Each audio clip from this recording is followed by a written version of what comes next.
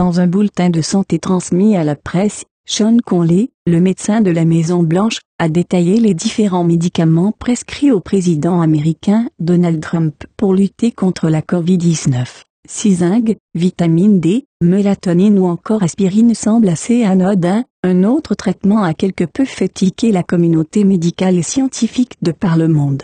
Le 45e président des États-Unis a en effet reçu une unique dose de 8 grammes du cocktail expérimental d'anticorps monoclonaux de synthèse développé par la société pharmaceutique Regeneron, dont le PDG est un proche du président. Coûteux et difficile à développer, ces anticorps de synthèse ont été prescrits au président à titre exceptionnel, d'autant qu'il ne bénéficie pas encore d'une autorisation de mise sur le marché américain. Si Regeneron a annoncé début juillet qu'il allait débuter un essai clinique de phase 3 pour évaluer une association de 2 anticorps en traitement préventif de la Covid-19 mais aussi en traitement curatif chez des patients Covid positifs. Seuls des communiqués dévoilant des données préliminaires attestent à l'heure actuelle du potentiel thérapeutique de ces anticorps. De même, la firme Eli Lilly, qui s'attelle également à utiliser des anticorps pour traiter la Covid-19, a dévoilé de nouvelles données d'une étude en cours, mais pas de publication scientifique. Estimant que ces résultats sont prometteurs, elle a toutefois fait une demande d'autorisation d'utilisation en urgence auprès de la FDA, l'agence américaine du médicament,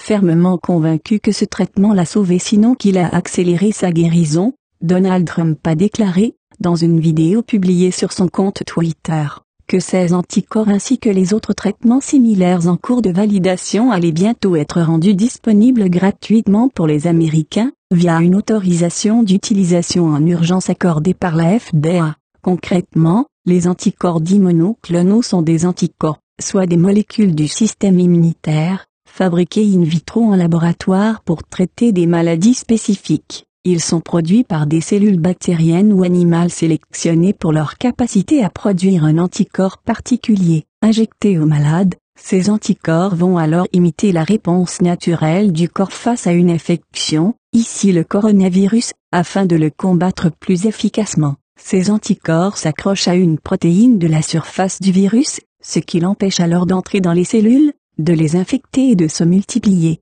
Des anticorps monoclonaux sont ainsi utilisés en immunothérapie contre certains cancers et maladies inflammatoires chroniques, mais aussi envisagés et en cours d'évaluation pour lutter contre le virus Ebola. Le but n'est pas ici de remplacer le système immunitaire, mais de le soutenir et d'éviter ainsi qu'il ne soit débordé et dépassé par l'infection. Les anticorps de synthèse et les anticorps fabriqués par l'organisme en réponse à l'infection vont agir de concert pour limiter la propagation du virus dans l'organisme. Notons que si ce traitement expérimental a peut-être aidé le président américain à faire face à la Covid-19, la prescription de l'antiviral Remdesivir a sans doute également joué. Selon plusieurs sources concordantes, le président des États-Unis prendrait également des corticoïdes, jugés de plus en plus opportuns par la communauté médicale mondiale pour lutter contre l'infection au coronavirus. En revanche, Donald Trump n'a pas reçu d'hydroxychloroquine, traitement controversé dont il vantait pourtant l'efficacité et l'innocuité il y a encore quelques mois.